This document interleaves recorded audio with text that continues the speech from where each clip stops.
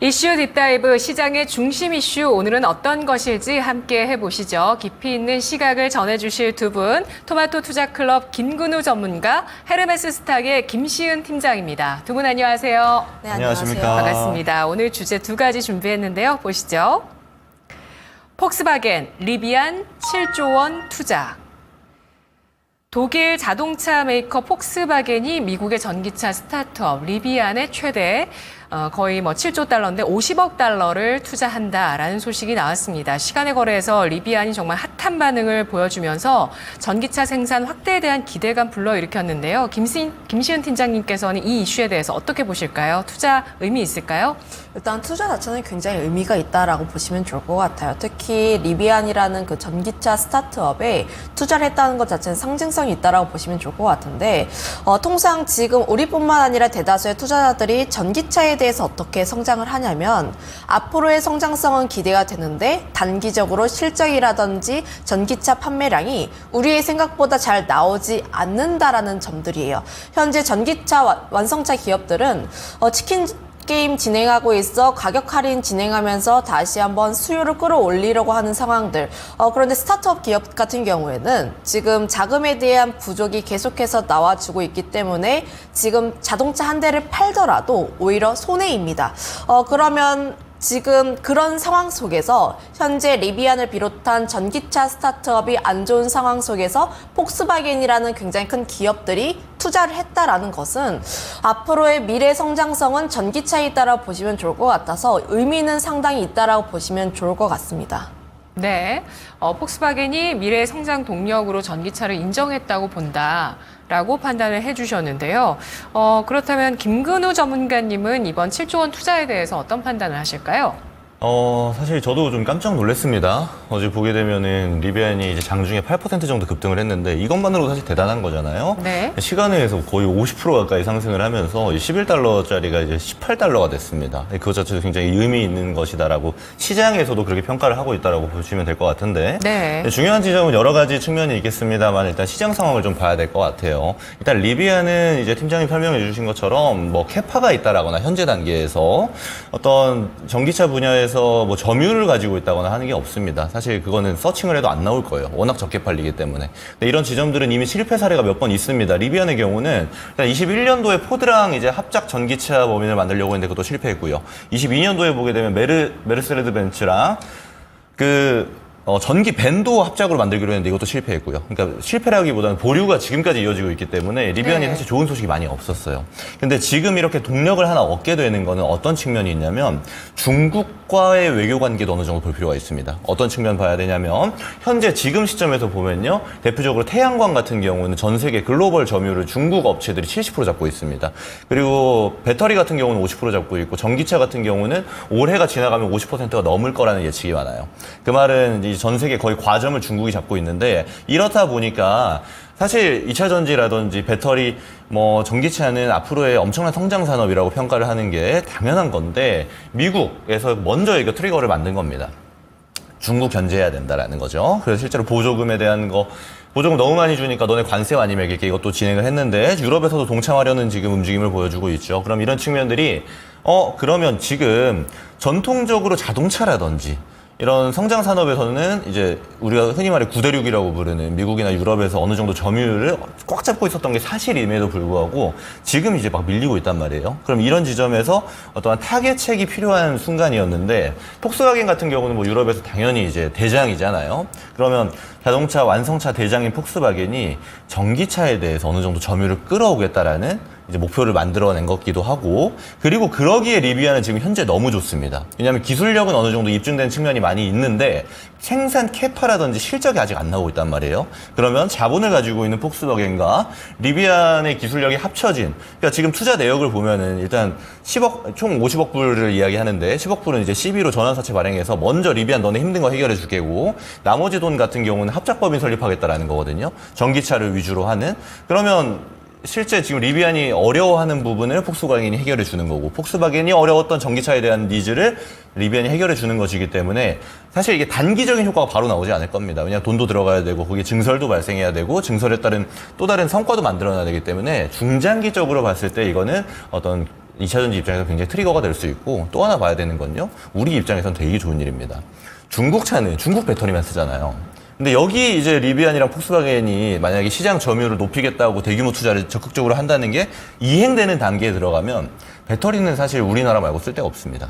그러면 우리 입장에서는 굉장히 좋은 소식이다라고 볼 수 있는 거고 2차 전지 입장에서도 긍정적인 모멘텀이 나왔다라고도 이야기 드릴 수 있을 것 같습니다. 네, 그럼 짧게 최근에 그 에코프로 BM에 대해서 비중 축소 의견을 낸 유진 투자증권 의견을 보시면 전기차를 단순히 캐즘 현상으로 볼 게 아니라 정책의 후퇴로 봐야 된다 이런 의견을 제시했어요. 그러니까 유럽 쪽에서 우경화가 되면서 2035년에 내연기관차 판매를 금지하는 조치도 재검토를 할 것이다. 또 미국 대선 결과에 따라서 또 미국의 전기차 가이드라인도 역시 좀 완화되거나 뭐 연비 규제 같은 것들도 또 완화하는 조치들이 만일에 트럼프가 된다면은 또 나오지 않겠냐 이런 얘기들이 있어요. 그러니까 정책적인 이슈로 인해서 전기차의 수요가 좀 둔화될 가능성에 대해서도 감안해야 된다고 두 분 보실지 아니면 주가에 선반영됐다 이렇게 판단을 하실지 간단하게 말씀 주신다면 어떨까요?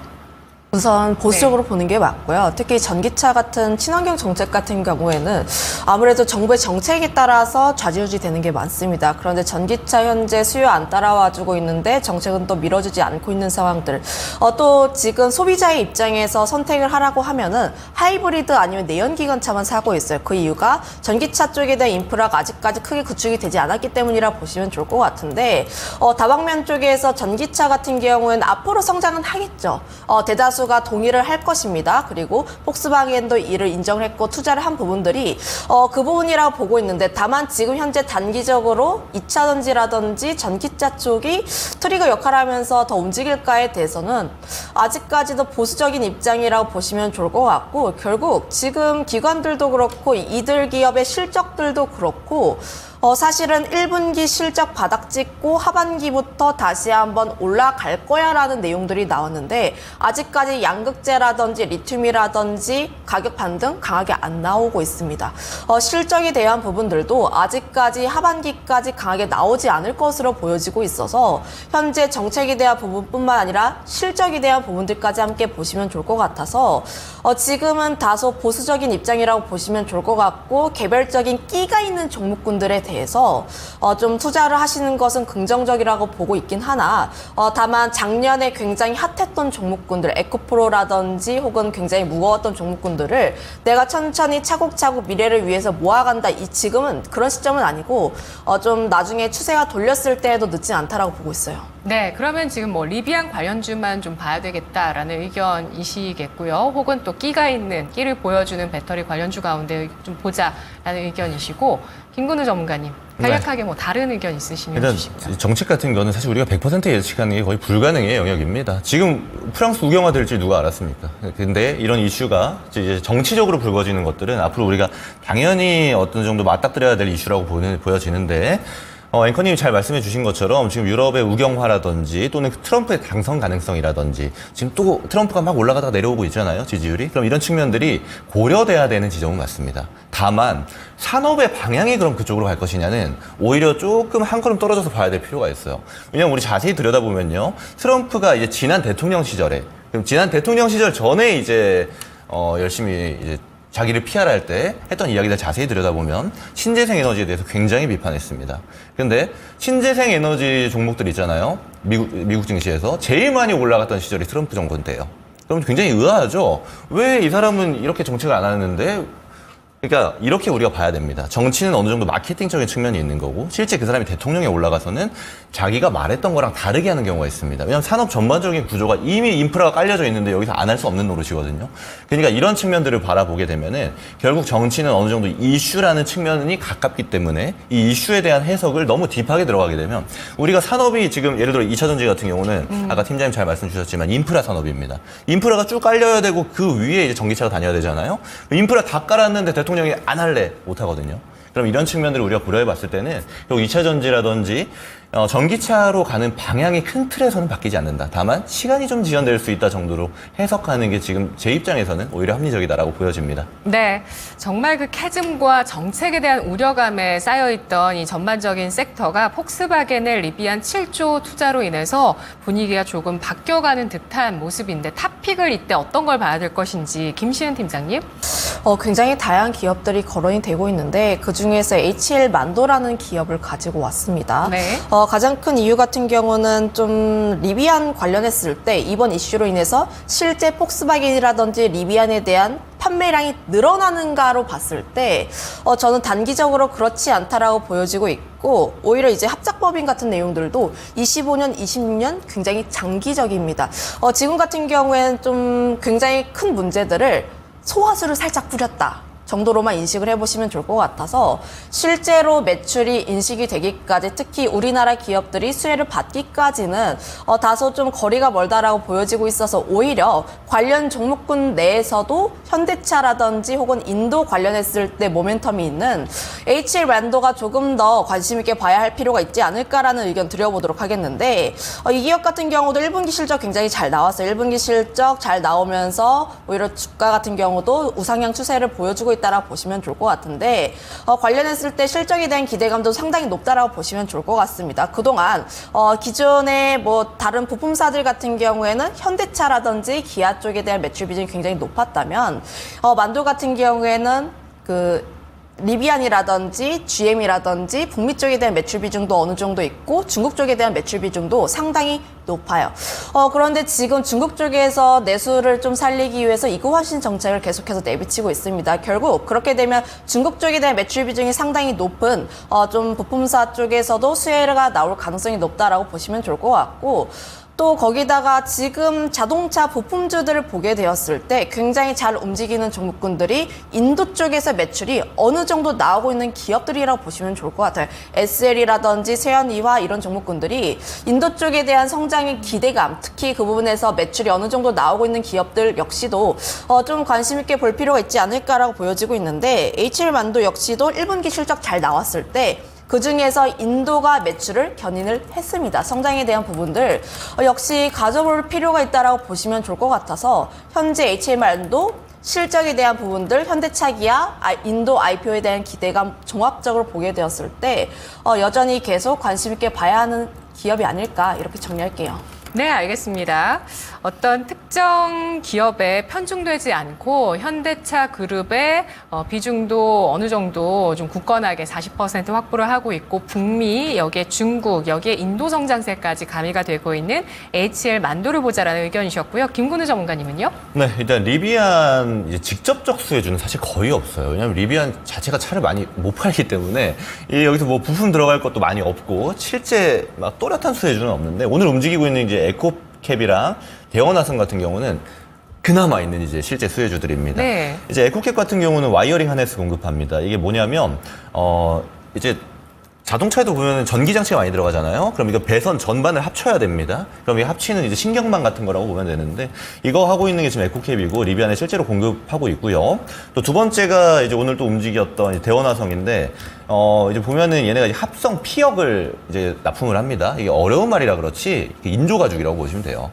이제 천연 가죽 말고 이제 인조 가죽 쓸 때가 누가 하냐 하면은 리비안에서는 대원화성이 하는데 얘네 둘이 이제 리비안 수혜주다 정도로 볼 수 있는 거고 다만 이게 막 수치에 엄청 찍히고 이런 내용이 아니잖아요. 그리고 지금 리비안 이슈가 막 오늘 내일에서 막 올라가는 급등 이슈가 아닙니다. 시간이 당연히 소요되는 이슈이기 때문에 어떤 모아간다는 대응법보다는 혹시 들고 계신 분이 있으면 이게 좀 매도하는 자리 정도로 보시는 게 좋을 것 같고 실제로 저는 그러면 관련주는 아니지만 앞으로 그럼 수혜 가능성이 높은 거는 저는 국내 이제 2차 전지 종목들 셀단 종목들 있잖아요. 여기서 좀 발생할 가능성이 높다라고 봅니다. 특히 네. LG 에너지 솔루션처럼 테슬라랑 이제 밀접한 관련이 있었던 기업들이 이제 리비안의 캐파가 성장하게 되면 연계성을 가질 확률이 좀 높다라고 저는 보고 있어서 중장기적으로 보면은 뭐 양극재도 포함이고 셀단 종목들을 보시는 보는 게 오히려 보다 낫겠다라는 의견도 같이 드려보도록 하겠습니다. 네, 시장에서 리비안 관련주 말씀하신 종목 말고도 알맥이나 DY, 폴라리스 세원 뭐 이런 종목들도 있는데요. 상징적으로 가장 좀 강하게 시장에 전면에서 움직이는 이런 말씀해주신 에코캡, 대원, 화성 매도의 기회로 활용을 해보자라는 전략을 주셨고요. 이 밖에는 배터리 셀에 대한 관심, 지금 관심 가질 시기다라는 판단해 주셨습니다. 다음 주제 보시죠. 전력주 아직 고점 아니다. 네. 엔비디아가 강한 반등을 보여주자 우리 시장에서는 또 강하게 반응을 하는 게 또 전력 기기인가. AI 발 성장 기대감. 전력 기기 쪽이 아무래도 또 조정을 받고 나서 반등이 좀 나오고 있는 가격 부담을 좀 덜어낸 모습인데요. 김수진 팀장님 어떻게 보셨을까요? 일단 순환매가 돌고 있다라고 보시면 좋을 것 같아요. 특히 네. 전력 그리고 변압기, 전력기기 쪽 같은 경우가 계속해서 상승하는 흐름들이 아니라 지난 5월까지의 강한 상승세가 나왔고 그 이후부터는 좀 돌아가면서 순환매 흐름들이 나오고 있다라고 보시면 좋을 것 같은데 결국 많은 분들이 아실 분들은 아실 겁니다. 현재 지금 미국 쪽에서의 노후화된 변압기가 나오게 되면서 결국 수요는 계속해서 늘어날 수밖에 없는 상황들, 데이터 센터, 특히 AI 쪽에 대한 투자가 계속 진행이 되다 보니까 관련했을 때 전력에 대한 부분들이 계속해서 늘어날 수밖에 없다라는 부분들이 나오시면 좋을 것 같은데 다만 지금 같은 경우에는 좀 옥석 가리기가 필요하다라고 보시면 좋을 것 같아요. 네. 특히 변압기도 그렇고 전력 같은 경우 전선 같은 경우도 보면은 현재 모멘텀을 나눠야 합니다. 해외발 모멘텀을 오른 종목이 있느냐 혹은 국내 정책에 대한 모멘텀을 오른 종목이 있느냐 이런 종목으로 좀 나누시면 좋을 것 같은데 관련했을 때 저는 여전히 해외 수주가 많은 기업들 위주로 보시면 좋을 것 같고 그 점에 있어서 해외에 대한 매출 특히 미국 PPI가 계속적으로 증가하는 부분들이 있다 보니까 매출에 대한 기대감도 상당히 높다라고 보시면 좋을 것 같아요. 결국 7월에 삼성전자 실적 발표 잠정 나오게 되면은 어닝 시즌에 돌입하게 되는데 그때부터는 다시 한번 누가 실적이 잘 나오나 대결을 할 겁니다.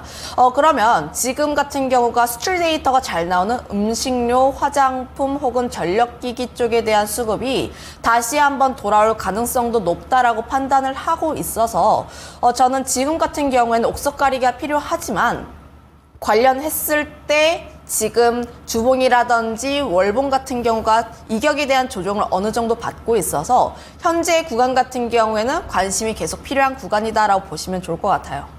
네, 그럼 팀장님은 그 어떤 매 분기에 실적 성장세가 이어질지 여부에 대해서 경계를 해야 될 시점으로 보시는지 아니면 주가가 좀 많이 올라가서 밸류 부담이 크기 때문에 조심해야 된다고 보시는지 어떤 쪽이신가요? 일단 성장은 계속 나올 수밖에 없습니다. 가장 중요한 것은 우리가 생각했던 것보다 성장이 둔화가 되는지 혹은 더 성장하는지 여부라고 보시면 좋을 것 같은데 네. 다만 수출 데이터 단으로 보게 되었을 때 여전히 실적에 대한 기대감은 나오고 있는 부분이라고 보시면 좋을 것 같고 특히 가장 주요 토픽이라고 할 수 있는 HD 현대일렉트릭 같은 경우가 무너지지 않고 계속 우상향하는 추세가 나오고 있습니다.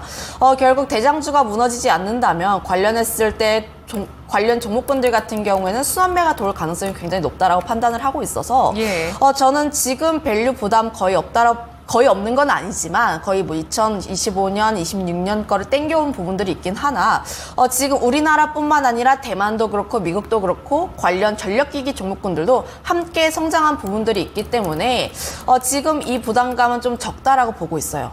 네. 밸류 부담보다 성장의 스토리가 조금 좀 균열이 생겼을 때에 대한 반응 이런 것들은 분명히 이런 성장주는 꼭 볼 필요가 있다는 관점에서 그 부분을 강조를 해주셨다고 하셨는데 탑픽은 그럼 어떤 종목이죠?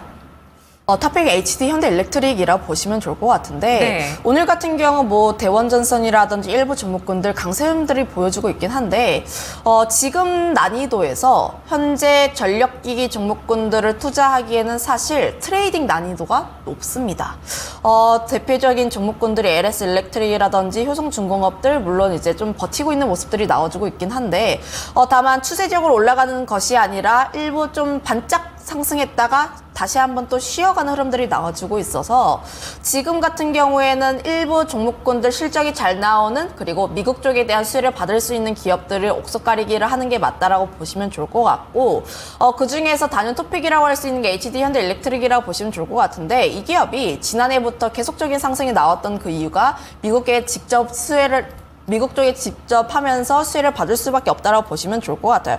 결국 지금 수요는 계속해서 늘어나고 있는데 공급은 제한적인 상황들. 그러면 결국 실적에 대한 모멘텀을 온전히 받을 수밖에 없는 기업이 HD 현대일렉트릭이다 보니까 현재 같은 관점에서 좀 굉장히 높다라고 하시더라도 저는 지금 가장 먼저 보게 된다면 HD 현대일렉트릭을 좌표로 먼저 찍고 그 다음에 관심 있게 보고 있는 쪽, 그러니까 전선이라든지 이런 쪽 같은 경우도 좀 관심 있게 볼 필요가 있지 않을까라는 의견 드려보도록 하겠는데, 추가적으로 더 이야기를 하자면 전선 같은 경우에는 옥석 가리기 더 많이 필요합니다.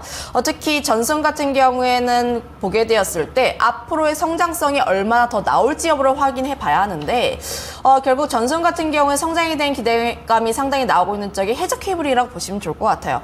그동안 육상이라든지 이런 부분들보다는 해저 케이블 쪽이 성장성이 더 높다라고 보시면 좋을 것 같은데, 가장 큰 이유가 미중 간의 갈등으로 인해서 해저 케이블의 직접도가 중국에서 일본이라든지 싱가포르로 바뀌고 있습니다. 결국 인프라가 계속해서 성장할 수밖에 없는 구간이라고 보시면 좋을 것 같은데, 그 구간에서 해저 케이블 사업 영위하는 기업들 전 세계에서 6개밖에 없는데 그중에서 우리나라 기업이 2개 있어요. 대한전선, LS. 물론 오늘 시장에서 반응은 거의 없는데, 다만 지금 난 천천히 모아가고 싶다 대신 지금 내가 100%의 현금을 가지고 있을 때 100%를 넣는 게 아니라 10%, 5%씩의 분할적인 매수 관점에서는 유효하다, 이렇게 보시면 좋을 것 같아요.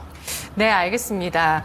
HD 현대일렉트릭 우선적으로 보자. 이 섹터의 대장주라는 관점에서 트레이딩이 좀 어려울 수는 있겠지만 진입을 한다면 이 기업에 대해서 우선적인 관심 필요하다 보셨는데, 오늘 목표 주가는 상향 리포트가 또 나오기도 했습니다. 전력기기 관련주 아직 고점 아니라고 보실까요? 김근우 전문가님? 네, 우선 팀장님이 너무 잘 설명을 주셔가지고 제가 많이 덧붙일 건 없는데, 조금만 저도 이 숟가락을 얹어보면은 일단 큰 틀에서 지금 전력 인프라가 그럼 더 쓰일 거냐 안 쓰일 거냐 이 정도가 좀 중요할 것 같은데, 우선 지금 단계에서 전력 인프라가 가장 주목을 받았던 2개의 어떤 지점은, 첫 번째는 미국의 노후 인프라 교체 수요였고요. 두 번째가 이제 데이터 센터향 이제 전력 부족 사태에 대한 대응 방침이었습니다. 근데 이게 첫 번째 일단 노후 인프라 수요 보면요, 지금 미국 예산 아직 50% 안 썼다라고 보고 있죠. 그래서 올해를 다 쓰게 되면은 한 50% 정도 예산을 쓴다라는 관점이다라면 앞으로 노후 인프라는 더욱더 좀 많이 우리 종목들에서도 좀 매출이 나올 수 있을 것으로 보일 수 있고, 또 하나 중요한 게 데이터 센터 양인데, 그럼 앞으로 데이터 센터 많이 지어질까요? 라고 보면 되잖아요. 일본, 동남아, 지금 이 빅테크들에서 이제 자국에 너무 많이 짓다 보니까 이제 아시아 권역에도 굉장히 많이 지을 것으로 예상이 되기 때문에, 그렇다라면 일단 변압기단은 당연히 앞으로 필요할 거고, 그리고 팀장님이 해저 케이블도 말씀 주셨지만 네. 대한전선이라든지 LS 일렉트릭 쪽을 해서 전선 쪽 같은 경우는 아무래도 좀 선별적으로 움직일 겁니다. 매출이 찍히는 애랑 안 찍히는 애 나뉠 거니까. 해저 케이블 좋게 보세요. 해저 케이블은 지금 찍히고 있고 또 더 찍힐 걸로 좀 예상이 많이 되니까 저는 네. 괜찮다라고 보고 있고요. 그리고 이제 국내 같은 경우는 지금 용인에 이제 반도체 클러스터 있잖아요. 여기에도 이제 전력이 많이 필요할 것으로 보여지죠. 전력 사용량만 해도 원전 10개 정도가 필요하다고 하니까 조대로 아마 인프라 투자가 들어갈 겁니다. 그럼 이때에서도 국내 모멘텀도 유지가 되기 때문에 전력 인프라주는 지금 뭐 딱히 안 볼 이유가 별로 없다. 비싸다는 것 제외하고는 뭐 다 좋거든요. 그래서 저는 괜찮다라는 관점이고, 탑픽으로 저도 이제 HD 현대일렉트릭 가져왔고, 전선 쪽으로 보자라면 대한전선도 괜찮게 보고 있다라는 말씀도 같이 드려보도록 하겠습니다. 네, 김희은 팀장의 의견에 김근우 전문가도 좀 많이 동의를 해주면서 의견 주셨는데, HD 현대일렉트릭을 투자해보고 싶다. 네. 하시는 분들, 중장기 관점에서 일단은 좀 보자라는 의견으로 좀 김근우 전문가님 해석을 해볼게요. 네. 끝내야 되네요. 알겠습니다. 오늘 분석 여기까지 듣도록 하겠습니다. 고맙습니다. 네, 고맙습니다. 네, 정말 많이 올라온 전력주와 또 리비안 관련주에 대한 분석 들어봤습니다. 오늘 이렇게 이슈 딥다이브 함께 하셨고요. 이제 거인의 시선으로 오전장 복귀하면서 오후장의 전략 함께 알아보는 시간 지금부터 함께 하시죠. 토마토 투자클럽 이재필 전문가입니다.